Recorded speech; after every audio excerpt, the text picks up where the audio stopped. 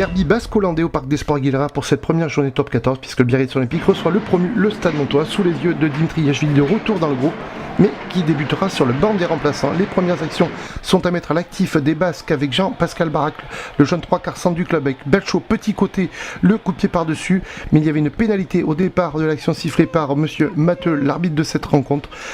Première pénalité pour Jean-Pascal Barak, formé au club, qui aura la lourde responsabilité de remplacer l'artilleur en chef Dimitri Yachvili. Les 3 premiers points inscrit par le Biarritz Olympique à la 7e minute de jeu, et dans la minute qui suit, offensive du Biarritz Olympique avec la relance, Jean-Pascal Barak à nouveau, le jeune 3/4 centre, feinte de passe qui fait parler sa vitesse, qui retrouve à hauteur Damien Traille, extérieur qui cherche Ngwenya, la lutte avec Martin Jäger, l'international tchèque, qui est plaqué à 2 mètres de l'embut. Montois, ça chauffe, et mauvaise libération de balle de Martin Jäger, le soutien qui a tardé du côté du Stade Montois, et le plus opportuniste, eh bien, c'est l'international Damien Traille, 3/4 centre de cette équipe du BO, qui s'en va plonger sur ce ballon sous le nez du demi d'ouverture montois Antoine Vignotuquet. Il y aura arbitrage vidéo demandé par monsieur Matteux, et cet essai qui va être validé par l'arbitre de la rencontre. 8-0, et c'est non transformé. On joue depuis 8 minutes de jeu.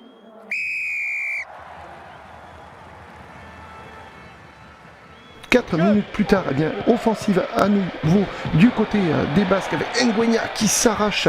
Et là, eh bien, on va vite renverser le jeu grand côté. Un peu de déchets techniques sur cette première journée, mais le ballon qui est conservé par les Biarros. Avec Swanegel pour Lacafia, la percussion de Lacafia qui progresse, il est stoppé à 5 mètres de l'embut du Stade Montois. Let's go, hop, feinte de Jean-Pascal Barak qui revient chercher ses gros, les appuis, la vivacité de ce jeune 3/4 centre omniprésent dans cette rencontre. Let's go, le petit côté pour Perlong, la passe sur un pas pour Yann Balcho qui s'en va marquer le deuxième essai des Biarros. 15-0 après 23 minutes de jeu. Antoine Vignotuquet qui va enfin ouvrir le score du côté du Stade Montois. 15-3 pour les Montois. 2 pénalités derrière. 21-3. L'addition qui se corse, c'est Lacafia, le 3e ligne centre, qui s'en va déchirer la défense montoise. Et à la conclusion, sur un petit côté de Yachvili, ovationné à son entrée, Venceslas Loré qui marque 28-3. Ça commence à faire cher, mais la réaction d'orgueil des Montois qui vont se battre jusqu'au bout. C'est Rico, le 3e ligne centre du Stade Montois, qui s'en va plonger dans l'embut basque. Cet essai qui va être transformé par les Montois. Thibaut Duvallée qui a remplacé Vignotuquet blessé. On voit le très beau départ au ras de Rico, la puissance face au quelques kilos de Dimitri Yachvili, transformé par Thibaut Duvallée, le nouvel entrant. 28-10, qui prive les Basques du point de bonus offensif.